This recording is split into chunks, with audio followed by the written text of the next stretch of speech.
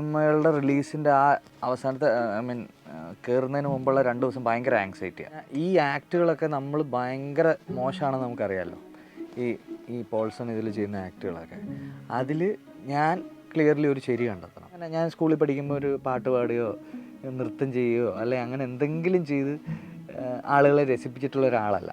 അപ്പോൾ എൻ്റെ ഇൻസെക്യൂരിറ്റീസാണ് എന്നെക്കൊണ്ട് പണിയെടുപ്പിക്കുന്നത്. എന്തെങ്കിലും BBA എന്ന് പറഞ്ഞൊരു കോഴ്സ് വരുമ്പം വീട്ടിൽ പറയുമ്പോൾ 2 Bയും ഒരു Aയും ഒക്കെ ഉണ്ട്. അതായത് ഒരു കിലുക്കാമ്പെട്ടി ഇട്ട് തന്നിട്ട് ഒരു 3 വയസ്സുള്ള കുട്ടിയാണ് ഇത് കളിച്ചോളാൻ പറഞ്ഞത്. നിങ്ങളുടെ പെർസ്പെക്റ്റീവ്സിനെ മറയ്ക്കാതെ വേറൊരു പെർസ്പെക്റ്റീവ് കാണിച്ചു തരിക എന്നുള്ളതാണ് ബെറ്റർ ആക്ടർ ട്രെയിനേഴ്സ് എപ്പോഴും ചെയ്യുന്നത്. ഞാൻ പറയുന്നത് വെച്ചാൽ വർഷങ്ങൾ ഒരു പർട്ടിക്കുലർ തൊഴിലിൽ ശാസ്ത്രീയമായി ഇൻവെസ്റ്റ് ചെയ്തുകൊണ്ടിരിക്കുന്ന ആളുകളുടെ ഇൻസൈറ്റ് ഭയങ്കര അടിപൊളിയായിരിക്കും. ഒരു ആക്ടർ വിസിബിലിറ്റി എനിക്ക് ഏറ്റവും കൂടുതൽ ഫസ്റ്റ് കിട്ടിയത് ഇൻസോംനിയ നൈറ്റ്സ് ആയിരിക്കും. ഇൻസോംനിയ നൈറ്റ്സ് കരിക്കിൽ വന്നു. അപ്പോൾ അല്ലെങ്കിൽ കുറച്ചും കൂടെ ഓഡിയൻസിലേക്ക് അത് എത്തി. പിന്നെ എനിക്ക് തോന്നുന്നു ഫിലിം മേക്കേഴ്സും കുറച്ച് അധികം കണ്ടു. അപ്പോൾ ഇതിൻ്റെ അസോസിയേറ്റ്, അതായത് ഒ ബേബിയാണ് ഞാൻ ഫസ്റ്റ് ചെയ്യുന്നത്. അപ്പോൾ ഒ ബേബിയുടെ അസോസിയേറ്റ് സിദ്ദിഖ് ഇത് കണ്ടിട്ട് അങ്ങനെ സജസ്റ്റ് ചെയ്ത് അങ്ങനെ സാറ് വിളിച്ച് ആ ഫിലിമിലേക്ക് എൻട്രി ആയി. അപ്പോൾ അതെനിക്കൊരു ഭയങ്കര നല്ല സ്കൂളായിരുന്നു. ഇത്രയും വർഷം എക്സ്പീരിയൻസ് ഉള്ള one of the legendary writer ഡയറക്ടറാണ് പുള്ളി. അപ്പോൾ ഭയങ്കര മാസ്റ്റേഴ്സിൻ്റെ കൂടെ വർക്ക് ചെയ്യുന്ന നമ്മൾ ടേസ്റ്റ് ചെയ്ത് തുടങ്ങത്തില്ലേ. അപ്പോൾ ആ ഒരു സ്ഥലം എനിക്ക് വർക്കായി. ആ ഫിലിം കഴിഞ്ഞു. അതിന് ശേഷം 1001 സലിം മുഹമ്മദ് പ്രൊഡ്യൂസ് ചെയ്യുന്ന പടമാണെന്ന് പറഞ്ഞപ്പോൾ അദ്ദേഹം വിളിച്ച് അങ്ങനെ 1001 വരുന്നു. RDX നഹാസ് ഡയറക്ടർ നേരിട്ട് വിളിച്ചു. അതും ഇൻസോംനിയാണ് പുള്ളി കണ്ടിട്ടുള്ളത്. അപ്പോൾ കാരണം RDX ഷൂട്ട് ചെയ്യാൻ തുടങ്ങുന്ന സമയത്ത് എനിക്ക് കാണിക്കാൻ ഒ ബേബിയോ പിന്നെ 1001 ഔട്ടില്ല. അപ്പോൾ അവർക്കും തിരിഞ്ഞ് ഇയാളെ കൊണ്ട് ചെയ്യിക്കാൻ പറ്റുമോ നോക്കുകയാണെങ്കിൽ വന്നെത്തിപ്പെടുന്ന സ്ഥലം ഒരു പക്ഷേ ഇൻസോംനിയ ആയിരിക്കും. അങ്ങനെ നാസ് ബ്രോ ഒരു വട്ടം കണ്ടു. പിന്നെ കുറച്ചൊരു വെയിറ്റ് ലോസും കുറച്ച് പരിപാടികളൊക്കെ പറഞ്ഞു. എന്നിട്ട് പറഞ്ഞു ഇതിൽ അങ്ങനെ ഉറപ്പോ അങ്ങനത്തെ പരിപാടികളൊന്നും അല്ല, ബട്ട് ട്രൈ ചെയ്യുന്നുള്ള പരിപാടിയിൽ. എന്നിട്ട് ഒരു ദിവസം വിളിച്ചിട്ട് യു ആർ പ്ലേയിങ് പോൾസൺ. അങ്ങനെയാണ്. അപ്പോൾ ഒരു 3 എണ്ണം കുറച്ചധികം ഗ്യാപ്പ് എടുത്ത് ഇങ്ങനെ ചെയ്ത സിനിമകളാണ്. പക്ഷേ എന്തൊക്കെയോ ഭാഗ്യം കൊണ്ട്, നേരത്തെ പറഞ്ഞ പോലെ ഭാഗ്യം കൊണ്ട് ഇതൊരു 3-4 മന്ത്സിൽ ഈ 3 സിനിമകൾ വന്നു. എനിക്കെന്തായാലും വെച്ചാൽ വൈൽ ആക്ട് ചെയ്യുന്ന സമയത്ത് ഇതിങ്ങനെ ആയിരിക്കും ആളുകൾ എടുക്കുന്നത്. അങ്ങനെ ഞാൻ അങ്ങനെ ഒരു സിനിമ ചെയ്യുമ്പോഴും ആലോചിക്കാറേ ഇല്ല. അതുകൊണ്ട് തന്നെ എനിക്ക് ഈ സിനിമകളുടെ റിലീസിൻ്റെ ആ അവസാനത്തെ കയറുന്നതിന് മുമ്പുള്ള 2 ദിവസം ഭയങ്കര ആങ്സൈറ്റിയാണ്. കാരണം ആ സമയത്ത് ഞാൻ ഓഡിയൻസിനെ പറ്റി ആലോചിച്ചിട്ടേ ഇല്ല. അപ്പോൾ ഞാൻ എന്തൊക്കെയോ ചെയ്തിട്ടുണ്ട്.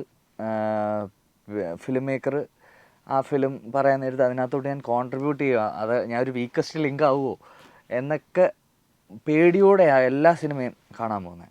അപ്പോൾ എനിക്ക് തോന്നിയെന്ന് വെച്ചാൽ ആകെ തോന്നിയെന്ന് പറഞ്ഞാൽ നമുക്ക് ഓരോ സെറ്റിലെ ഒരു എനർജി ഉണ്ട്. പിന്നെ അൻബർ മാസ്റ്റേഴ്സ് അല്ലെങ്കിൽ അവിടുത്തെ ഫൈറ്റ് നമ്മൾ സോഫാർ കണ്ടേക്കുന്നൊരു ഫൈറ്റല്ല. എന്തായാലും it's not a bad film. അത് നമുക്ക് ഭയങ്കര സൂപ്പർ ഷുവറായിരിക്കും.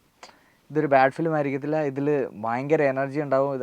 എനിക്കൊന്ന് മലയാളത്തിൽ അധികം ട്രൈ ചെയ്തിട്ടില്ലാത്ത ഒരു എനർജി പാക്കേജ് ഇതിന് കൊടുക്കാൻ പറ്റും എന്ന് ഫീൽ ചെയ്യുന്നു. ബാക്കിയൊക്കെ റെസ്റ്റ് ഇത് കുഴപ്പമില്ലാതെ ഓടേണ്ട ഒരു സിനിമയാണല്ലോ എന്ന് തോന്നുന്നത് വരെയാണ് നമുക്ക് ആഗ്രഹിച്ചെത്താൻ പറ്റുന്ന ഇടം. അത് കഴിഞ്ഞാൽ പിന്നെ ആളുകളിലേക്ക് കൊടുത്തിട്ട് അവർ പറയും, മറ്റേ ബിരിയാണി ചെമ്പ് തുറന്നിട്ട് അവർ പറയും, കഴിച്ചിട്ട് പറയും കൊള്ളാവോ ഇല്ലയോ.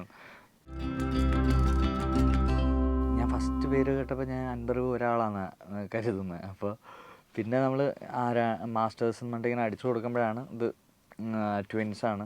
പിന്നെ ചെയ്ത വർക്കുകൾ നമുക്ക് ഡെഫിനറ്റ്ലി കൈതി, KGF അല്ലെങ്കിൽ അപ്പോൾ ഭയങ്കര മാസ്റ്റേഴ്സാണ്.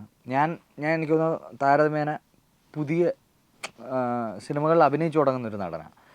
അപ്പോൾ എനിക്ക് ആദ്യത്തെ ഒരു 3-മത്തെയോ അല്ലെങ്കിൽ 4-മത്തെയോ ഒക്കെ സിനിമകളിൽ ഇന്ത്യയിലെ തന്നെ വൺ ഓഫ് ദ ബെസ്റ്റ് മാസ്റ്റേഴ്സിൻ്റെ കൂടെ വർക്ക് ചെയ്യാൻ പറ്റി. അപ്പോൾ അതിനു മുമ്പ് ഞാനിങ്ങനെ ചെറിയ പ്രിപ്പറേഷനൊക്കെ ചെന്ന്, കാരണം അവിടെ ചെല്ലുമ്പം അവരുടെ ടെർമിനോളജീസ് മനസ്സിലാവണം. ഞാൻ പറയുന്നത് വെച്ചാൽ ഞാൻ എപ്പോഴും ഭയങ്കര ഫിയറോട് കൂടി തന്നെ നിന്നത്. അതായത് ഞാൻ ചെയ്യുന്നത് ശരിയാവുമോ, അല്ലെങ്കിൽ ഈ മാസ്റ്റേഴ്സ് പറയുന്ന സ്ഥലത്തേക്ക് എത്താൻ പറ്റുമോ. നമുക്ക് ഒന്നുകിൽ ആദ്യമൊക്കെ എനിക്ക് ടെൻഷൻ വരുമ്പം നമുക്ക് പെട്ടെന്ന് ഈ മൂവ്മെൻറ്റ്സ് എല്ലാം ചെയ്ത് തീർക്കാൻ നോക്കും. അപ്പോൾ അതിൻ്റെ ഇടയിൽ ചില പോസസ് അങ്ങനത്തെ കുറച്ച് കാര്യങ്ങളുണ്ട്. അപ്പോൾ അത് അവർ നമ്മളെ ഒന്ന് കംഫർട്ടബിൾ ആക്കുമ്പോഴാണ് നമുക്കൊന്ന് ഫ്രീ ആയിട്ട്. എനിക്ക് ഡെഫിനറ്റ്ലി ഞാൻ പറയാം, ഞാൻ മാസ്റ്റേഴ്സിനെ ഇതിന് പടത്തിന് ശേഷമൊക്കെ വിളിച്ചു. അപ്പോൾ മാസ്റ്റർ ഭയങ്കര കാര്യമായിട്ട് കോംപ്ലിമെൻ്റ് ചെയ്യുകയൊക്കെ ചെയ്തു. അപ്പം നെക്സ്റ്റ് ഒരു പടത്തിലേക്ക് ഏതെങ്കിലും മാസ്റ്ററോട് വർക്ക് ചെയ്യാൻ നേരത്ത് RDXൽ അഭിനയിക്കുന്നതിന് മുമ്പുള്ള ആളെക്കാളും അവർക്ക് പ്രയോജനമുള്ള ഒരാളായിരിക്കും ഞാൻ. ഐ മീൻ ആ സ്റ്റണ്ട് ഡയറക്ടേഴ്സിൻ്റെ കയ്യിൽ നിന്ന് കുറേ കാര്യം ഞാൻ ലേൺ ചെയ്തിട്ടുണ്ട്. അപ്പോൾ അതിൻ്റെ കോൺഫിഡൻസ് ഉണ്ട് എനിക്ക്. വെയിറ്റ് ലോസ് ആണ് പറഞ്ഞത്. അപ്പോൾ ഞാൻ അപ്പോൾ 76 ഉണ്ടായിരുന്നു. അപ്പോൾ അവർക്കൊരു 62 63 വേണം. അപ്പോൾ അത് ചെയ്തു. അതെനിക്ക് തോന്നുന്നത് വെച്ചാൽ അതിൽ വലിയ ഗ്ലോറിഫൈ ചെയ്യണമെന്നില്ല. ഐ മീൻ നമുക്ക് നല്ലൊരു സിനിമയിൽ ഒരാൾ നല്ലൊരു ഓപ്പർച്യൂണിറ്റി തരുന്ന സമയത്ത് ഡെഫിനറ്റ്ലി എല്ലാ തൊഴിലിലും ആളുകൾ ചെയ്യുന്ന കാര്യങ്ങളേ ഉള്ളൂ ഇതിലും. അതല്ലാതെ ഉള്ളൊരു പ്രിപ്പറേഷൻ എന്ന് പറഞ്ഞാൽ ഈ ആക്റ്റുകളൊക്കെ നമ്മൾ ഭയങ്കര മോശമാണെന്ന് നമുക്കറിയാമല്ലോ. ഈ പോൾസൺ ഇതിൽ ചെയ്യുന്ന ആക്റ്റുകളൊക്കെ അതിൽ ഞാൻ ക്ലിയർലി ഒരു ശരി കണ്ടെത്തണം. അതായത് ഞാൻ വില്ലനാണല്ലോ എന്ന് വിചാരിച്ചിട്ട് എനിക്ക് പ്ലേ ചെയ്യാൻ പറ്റില്ല. അപ്പോൾ എനിക്ക് അയാളുടെ റൈറ്റിൽ തന്നെ നിൽക്കണം. അപ്പം അയാളുടെ റൈറ്റിന് വേണ്ടി ആകുമ്പോഴത്തേക്ക് നമ്മൾ അതിൻ്റെ എന്തായിരിക്കും അയാളുടെ ബാക്ക് സ്റ്റോറി, എങ്ങനെയായിരിക്കും അയാൾ ഈ ഒരു സ്ഥലത്തേക്ക് വരെ സഞ്ചരിച്ചതെന്നൊക്കെ ആലോചിക്കും. അപ്പോൾ എനിക്ക് ഫീൽ ചെയ്തതെന്ന് വെച്ചാൽ അയാൾ ജീവിക്കുന്ന ആ ഒരു പർട്ടിക്കുലർ ഭൂമികയിൽ അഗ്രഷൻ എന്ന് പറയുന്നത് ബേസിക്കലി റെസ്പെക്റ്റാണ്. വേറെ ഒരു ചിലപ്പം മോണിറ്ററിലി അല്ലെങ്കിൽ എക്കണോമിക് ബേസ് ചെയ്ത് അല്ലെങ്കിൽ ഒരുപാട് വിദ്യാഭ്യാസം ബേസ് ചെയ്ത് അതല്ല അങ്ങനത്തെ ഒരു എക്സ്പോഷേഴ്സോ അങ്ങനത്തെ സ്ഥലങ്ങളോ ഇല്ല. പക്ഷേ എനിക്ക് തോന്നുന്നത് ബേസിക് റെസ്പെക്റ്റ് കിട്ടുന്നത് ബീയിങ് ഡേഞ്ചറസ് ആകുമ്പോഴാണ്. അപ്പോൾ അതായിരിക്കും ഫസ്റ്റ് കൊടുത്ത ചെറിയ ഹൈ എന്നാണ് അതൊക്കെ എൻ്റെ അസംഷൻസാണ് കേട്ടോ. ഇതിൽ റൈറ്റ് റോങ് ഒക്കെ ഉണ്ടാവും. പക്ഷേ എനിക്ക് ഒരു റൈറ്റല്ലേ അപ്പം എടുക്കാൻ പറ്റും. ആ റൈറ്റാണ് ഞാൻ എടുക്കുന്നത്. അപ്പോൾ അതിനു വേണ്ടി ഞാൻ അതായത് ആ റൈറ്റും എന്താണ് വൈ എന്നുള്ള സ്ഥലത്തുനിന്ന് എനിക്ക് I mean as A person അകത്ത് കുറേ ജഡ്ജ്മെൻറ്റ്സിനെ അൺനോട്ട് ചെയ്യാവുന്ന കുറേ സാധനങ്ങൾ എനിക്ക് കിട്ടും പേഴ്സണലി. ഇത് സിനിമയിൽ നമ്മൾ എന്തെങ്കിലും ചെയ്തോ അല്ലെങ്കിൽ സിനിമയിൽ മറ്റേ മെത്തേഡ് ആക്ടിങ് ചെയ്തോ അങ്ങനെയൊന്നുമല്ല. അത് അവിടെ ചെയ്യുന്നത് നഹാസിൻ്റെ അടുത്ത് ചെന്ന് നഹാസിന് ഇഷ്ടമുള്ള അല്ലെങ്കിൽ നഹാസിന് വർക്കാവുന്ന ഒരു മീറ്ററിലേക്ക് നഹാസിൻ്റെ സിനിമയിൽ അതിലേക്ക് കോൺട്രിബ്യൂട്ട് ചെയ്യുന്നൊരു നടനാകാനേ നമുക്ക് പറ്റൂ. അപ്പോൾ അത് ചെയ്യാനാണ് ഞാൻ എപ്പോഴും ശ്രമിച്ചേക്കുന്നത്. അപ്പോൾ എപ്പോഴും ആ ഫിലിം മേക്കറിൻ്റെ മുഖത്താണ് നോക്കുന്നത്. ഈസ് ഹി സാറ്റിസ്ഫൈഡ്, അതാണ് നോക്കുന്നത്. അപ്പോൾ അവിടെ എനിക്ക് നഹാസ് ബ്രോ ആയിട്ട് നല്ല ഒരു റാപ്പും ഉണ്ടായിരുന്നു. അപ്പോൾ ഞാൻ ചെയ്യുമ്പോൾ ഞാൻ ഒന്നുകൂടെ ചെയ്യണോ എന്ന് ചോദിക്കും. എനിക്ക് കിട്ടി എന്ന് പറയും. അപ്പോൾ ഞാൻ പറയും ഒന്നുകൂടെ ഞാൻ അങ്ങനെയാണ് നഹാസ് ബ്രോ ആയിട്ട് വർക്ക് ചെയ്യുന്നത്. പക്ഷേ ഞാൻ പറയുന്നത് വെച്ചാൽ അകത്ത് കുറേ സ്ഥലങ്ങളിൽ കുറേ ജഡ്ജ്മെൻറ്റ്സ് കുറേ കാര്യങ്ങൾ കത്തിപ്പോയിട്ടുണ്ട്. കുറച്ചുകൂടെ എനിക്ക് തോന്നുന്നു ഒരു ഇങ്ങനെ പ്ലേ ചെയ്യുന്ന സമയത്ത് നമുക്ക് എപ്പോഴും പറയത്തില്ലേ ടോക്സിസിറ്റി പ്ലേ ചെയ്യുമ്പം കംപ്ലീറ്റ് ടോക്സിക് മൈൻഡായി പോവും അല്ലെങ്കിൽ അതൊക്കെ വെറുതെ ആണെന്നാണ് എനിക്ക് തോന്നുന്നത്. നമുക്കുള്ള ഡാർക്ക് സൈഡ്സും അങ്ങനത്തെ കുറച്ച് കാര്യങ്ങൾ കത്തിച്ച് കളയുന്നത് ബെറ്റർ ആയിരിക്കും എന്ന് എനിക്ക് തോന്നുന്നു. അപ്പോൾ എനിക്ക് ഇങ്ങനെയൊക്കെ പറ്റുന്നുണ്ടല്ലോ. എനിക്ക് വേറെ അങ്ങനെ ഞാൻ കുറേ കാലം വീഡിയോ ജോക്കിയായിട്ട് വർക്ക് ചെയ്തിട്ടുണ്ട്. എനിക്ക് ഏറ്റവും ഹൈ ഉള്ള ജോലി ഇതിൽ ഞാൻ ഗുഡാണോ ബാഡാണോ ഗ്രേറ്റ് ആണോ അതിലെ അഡ്ജക്റ്റീവ്സ് ഒക്കെ ആളുകൾ തീരുമാനിച്ചോട്ടെ. പക്ഷേ ജെന്യുവൻലി എനിക്കിതിൽ ഒരു ഹൈ ഉണ്ട്. അപ്പോൾ അതിനുവേണ്ടി അപ്പോൾ എനിക്ക് എന്ത് പണിയെടുക്കാം. അപ്പോൾ എനിക്ക് തോന്നിയെന്ന് വെച്ചാൽ ഒരേ കാര്യം ഭയങ്കര പണിയെടുത്തുകൊണ്ടിരുന്നാൽ ഇത് എപ്പോഴെങ്കിലും ഒന്ന് ശരിയാവുമെന്ന് പറയുന്ന അതിൽ ഞാൻ ട്രസ്റ്റ് ചെയ്യുന്നുണ്ട്. പിന്നെ ഒരു ക്യാരക്ടർ ഏതെങ്കിലും തരത്തിൽ മനുഷ്യരെ ഭയങ്കരമായി എക്സൈറ്റ് ചെയ്തു ഓക്കെ ഞാൻ അവിടെ എത്തി എന്ന് പറയുന്നൊരു ഇടം ഇതിനില്ല എന്നാണ് എനിക്ക് തോന്നുന്നത്. കാരണം ലെജൻസ് വർഷങ്ങൾ കൊണ്ട് നിന്ന എല്ലാ ആക്ടേഴ്സും അവരുടെ ഇൻ്റർവ്യൂസോ അവരുടെ എന്തെങ്കിലും കാര്യങ്ങൾ എടുത്ത് നോക്കിക്കഴിഞ്ഞാൽ അവരാരും അങ്ങനെ അവകാശപ്പെടാൻ തയ്യാറല്ല. അപ്പോൾ ഞാൻ പറയുന്നത് വെച്ചാൽ ജസ്റ്റ് വിനയമോ ഹമ്പിളാകാനോ അല്ലെ പബ്ലിക്കിൻ്റെ മുമ്പിൽ ഹമ്പിളാകുക എന്നുള്ളതല്ലാതെ ജെന്യൂൻലി നമുക്ക് എന്താ വെച്ചാൽ അടുത്തൊരു ക്യാരക്ടർ കിട്ടുമ്പോൾ വേറൊരു ഡിഫറെൻറ്റ് മനുഷ്യൻ, വേറൊരു ഡിഫറെൻറ്റ് പ്രശ്നം, ഡിഫറെൻ്റ് ആൾ. അപ്പോൾ നമ്മൾ ഈ പണി എങ്ങനെ എടുത്തോ അതുപോലെ we should start from our scratch.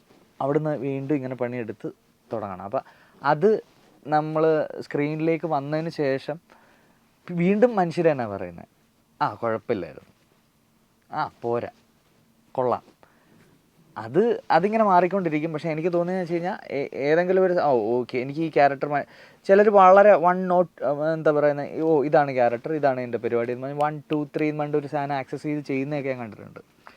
അപ്പോൾ എനിക്കങ്ങനെ ഞാൻ സ്കൂളിൽ പഠിക്കുമ്പോൾ ഒരു പാട്ട് പാടുകയോ നൃത്തം ചെയ്യുകയോ അല്ലെങ്കിൽ അങ്ങനെ എന്തെങ്കിലും ചെയ്ത് ആളുകളെ രസിപ്പിച്ചിട്ടുള്ള ഒരാളല്ല. അപ്പോൾ എൻ്റെ ഇൻസെക്യൂരിറ്റീസാണ് എന്നെക്കൊണ്ട് പണിയെടുപ്പിക്കുന്നത് എന്തെങ്കിലും. കാരണം എനിക്ക് അവിടെ ചെന്ന് ഇയാൾ ഇങ്ങനെയാണ്, അയാൾ ഈ ഒരു രീതിയിലാണ്, ഓക്കെ എനിക്ക് മനസ്സിലായെന്നുണ്ട് 1 or 2 മണ്ട് എനിക്ക് ഡെലിവർ ചെയ്യാൻ പറ്റില്ല. അപ്പോൾ അതുകൊണ്ട് അയാളുടെ എന്തെങ്കിലും കാര്യങ്ങൾ ഞാൻ ആലോചിച്ച് ഊതിപ്പെരിപ്പിച്ചൊക്കെ കൊണ്ടുപോകും. അപ്പോൾ അത് കത്തിച്ചാണ് ഞാൻ അഭിനയിക്കുന്നത് ശരിക്കും. നമ്മൾ ആദ്യം കുറേ കാലം എന്താകണം ഏതാകണം എന്നൊക്കെ ചോദിക്കുന്ന നമ്മുടെ ആ ചൈൽഡ്ഹുഡ് പരിപാടിയിൽ നമ്മൾ അതിൽ ഏറ്റവും കൊള്ളാവുന്നൊരു പേരങ്ങ് പറയുമല്ലോ, അതാണ് ഇതാണെന്നൊക്കെ പറയും. എനിക്ക് അങ്ങനെ പോലും പറയാറിയാത്ത ഒരാളായിരുന്നു. പിന്നെ എന്താ കാര്യം വെച്ചാൽ ഒരു 10ാം ക്ലാസ് കഴിഞ്ഞു അല്ലെങ്കിൽ +2 കഴിഞ്ഞു, ഓക്കെ ഇനി എന്തിന് പോകണം എന്നുള്ളൊരു പരിപാടിയിൽ എനിക്ക് സത്യം പറഞ്ഞാൽ എന്തിന് പോകണമെന്നോ എന്താവണമെന്നൊന്നും അറിഞ്ഞുകൂടാ. പക്ഷേ കുറച്ച് മാർക്കൊക്കെ കുറഞ്ഞ് നിൽക്കുന്ന സമയത്ത് എനിക്കങ്ങനെ പ്രത്യേകിച്ചൊന്നും ആവണമെന്നില്ലെന്ന് പറഞ്ഞു കഴിഞ്ഞാൽ എന്നെ വീട്ടിൽ നിന്ന് അപ്പം തന്നെ ഇറക്കി വിടും. അതുകൊണ്ട് ഞാനപ്പോൾ ആ സമയത്ത് നേഴ്സിംഗ് തരംഗമൊക്കെ ഭയങ്കര കൂടുതലാണ്. അപ്പോൾ എനിക്ക് ജോലിയോട് റെസ്പെക്റ്റ് ഉണ്ട്, പക്ഷേ ആ ജോലി എനിക്ക് ചെയ്യാൻ പറ്റുമോ എന്നുള്ള കാര്യം എനിക്കറിയത്തില്ല.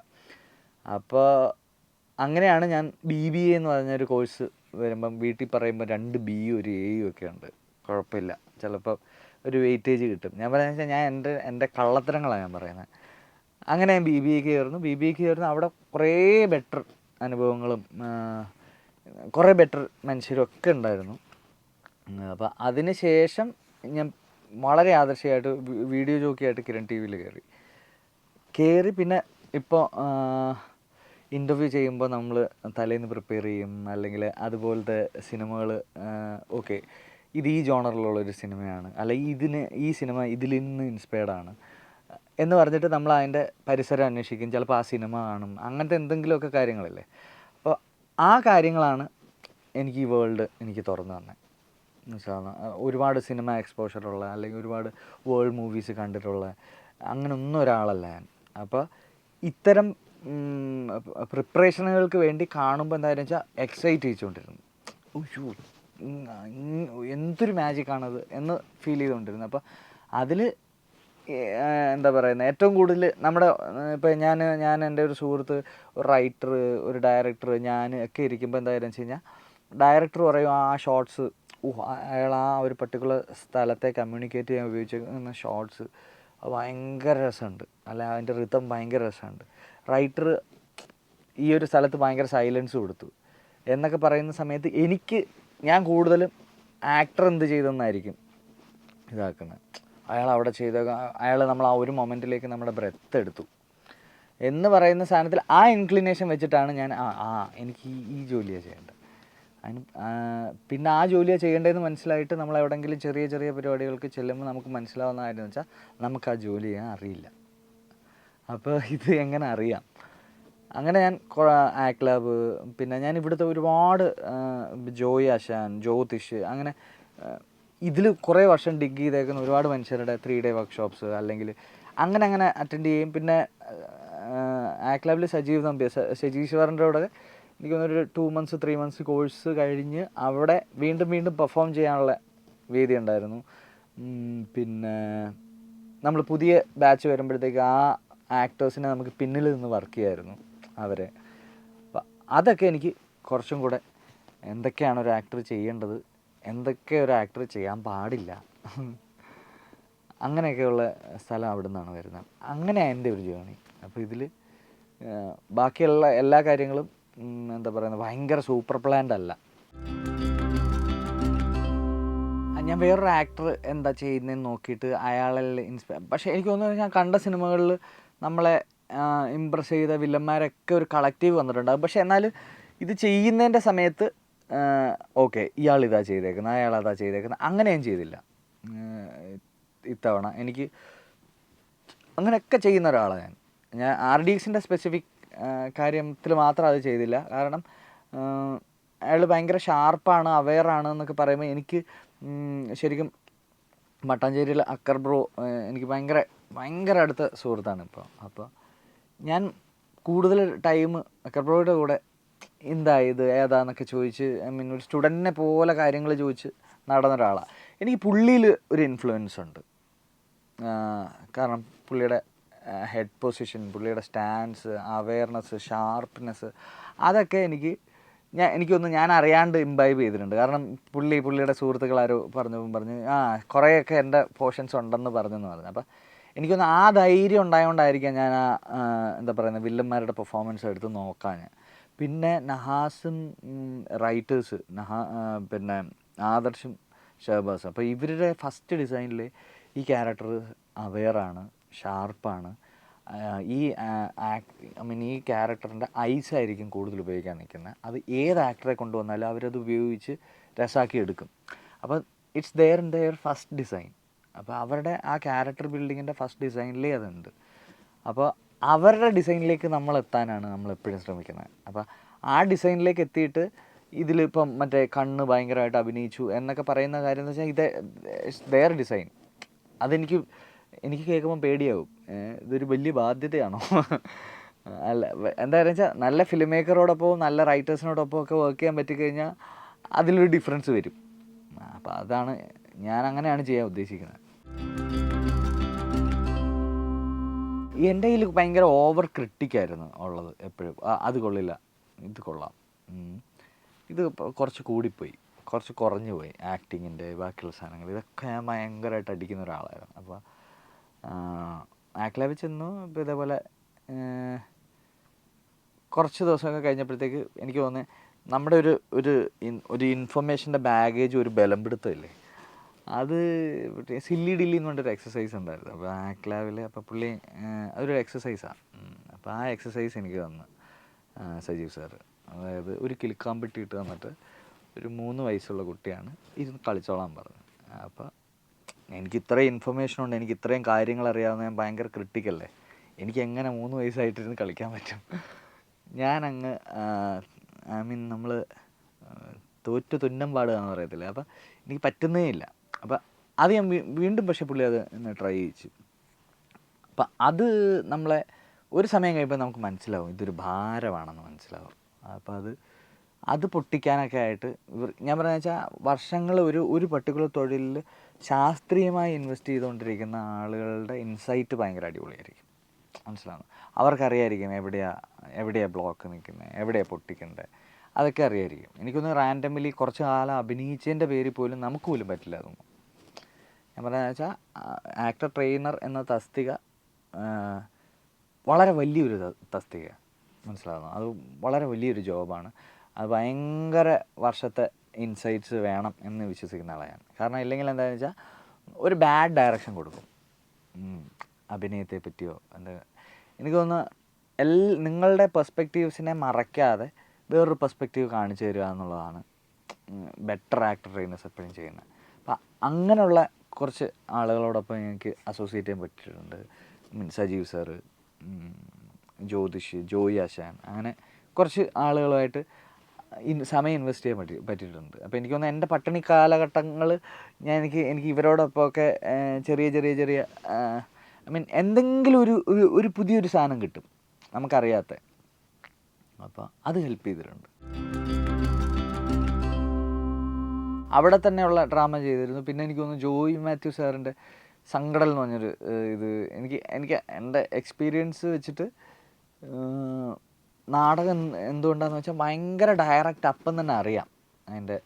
ഞാൻ കോഴിക്കോട് ജോയി മാത്യു സാറിൻ്റെ ഒരു പുസ്തക പ്രകാശനം ഉണ്ടായിരുന്നു. അപ്പോൾ അന്ന് അദ്ദേഹത്തിൻ്റെ ഒരു നാടകം ചെയ്യാൻ നേരത്ത് സജീവ് സാറാണിത് ആ നാടകം ഡയറക്റ്റ് ചെയ്തേക്കുന്നത്. അതിൽ ഞാൻ പ്ലേ ചെയ്തു, അതിൻ്റെ ഒരു ക്യാരക്ടർ ഞാൻ പ്ലേ ചെയ്തു. അപ്പോൾ അതിന് ശേഷം അവിടെയുള്ള ആളുകൾ വളരെ ഡയറക്റ്റ്ലി വന്ന് പറഞ്ഞ കോംപ്ലിമെൻറ്റ്സോ അല്ലെങ്കിൽ പറഞ്ഞ നല്ല കാര്യങ്ങൾ അടുത്ത സ്ഥലത്തേക്ക് അഭിനയിക്കാനും നടക്കാനും ഒക്കെ ഉള്ള ഊർജ്ജം തന്നിട്ടുണ്ട്. അപ്പോൾ ഞാൻ പിന്നെ എന്താ വെച്ചാൽ ഞാൻ ഡ്രാമ ചെയ്തിട്ടുണ്ട്, അത് ചെയ്തിട്ടുണ്ട്, ഇത് ചെയ്തിട്ടുണ്ടെന്ന് പറയാൻ എനിക്ക് മടിയുള്ളതെന്ന് വെച്ചാൽ ഞാൻ ഒരുപാട് പേരെ കണ്ടിട്ടുണ്ട് ഒരു നാടകം തന്നെ 300-200 വേദികളിലൊക്കെ ചെയ്തേക്കുന്നത്. ഞാൻ പറയുന്നത് വെച്ചാൽ ഒരു മാക്സിമം ഒരു 4-5 നാടകങ്ങൾ ഒരു 20-25 20-25 തവണ ചെയ്തിട്ടുണ്ടാവും. ഇത്രയേ ഉള്ളൂ ഡ്രാമ ബേസ് ചെയ്തിട്ടുള്ള എക്സ്പീരിയൻസ്. അപ്പോൾ ഇത്രയും വർഷം ഇൻവെസ്റ്റ് ചെയ്ത് ഒരേ നാടകങ്ങൾ വീണ്ടും വീണ്ടും വീണ്ടും അത് ഈ പുതിയത് കണ്ടെത്തി ചെയ്തുകൊണ്ടിരിക്കുന്ന ആളുകളുടെ അടുത്ത് സോറി ഞാൻ ഡ്രാമ കഴിഞ്ഞിട്ട് വരുന്നതെന്ന് പറയാനേ എനിക്ക് പറ്റില്ല. കാരണം അതിൻ്റെ ട്രൂത്ത് എനിക്കറിയാം അങ്ങനെ അല്ലാന്ന്. എനിക്ക് തോന്നുന്നത് സിനിമയിലുള്ളവരെക്കാളും എഴുതുന്നവരെക്കാളും ഒക്കെ കൂടുതൽ സിനിമകൾ കണ്ടേക്കുന്ന ആളുകൾ പുറത്തുണ്ട്. എനിക്ക് തോന്നുന്നു ആ ചാനൽ അല്ലെങ്കിൽ കരിക്കുന്ന ആളുകൾക്ക് മനസ്സിലുള്ളൊരു പോപ്പുലാരിറ്റി അല്ലെങ്കിൽ ഒരുപാട് പേര് വിസിറ്റ് ചെയ്യുന്നൊരു സ്ഥലമാണ് കരിക്ക്. ഏതെങ്കിലും ഒരു ഫിലിം മേക്കർ ഏതെങ്കിലും കൈൻഡ് ഓഫ് ഫിലിം മേക്കിംഗ് കൊണ്ട് നമ്മളെ എക്സൈറ്റ് ചെയ്തെങ്കിൽ പുതിയതായിട്ട് വരുന്ന ആളുകൾ എന്തുകൊണ്ട് അത് ചെയ്യുന്നില്ല എന്ന് ചോദിക്കരുത്. അവർ ചെയ്യുന്നത് നമുക്ക് കാണാം, കണ്ടിട്ട് അതിൽ അഭിപ്രായം പറയാം. എല്ലാ കാലത്തും കൂടെ നിൽക്കാവുന്ന ട്രസ്റ്റ് ചെയ്യാവുന്ന കുറേ മനുഷ്യർ വന്നു. അപ്പോൾ ആ മനുഷ്യർ ഷേപ്പൻ ചെയ്തതാണെന്നാണ് ഞാൻ ട്രസ്റ്റ് ചെയ്യുന്നത്. എനിക്ക് എന്തെങ്കിലും ഗുഡ് ഉണ്ടെങ്കിൽ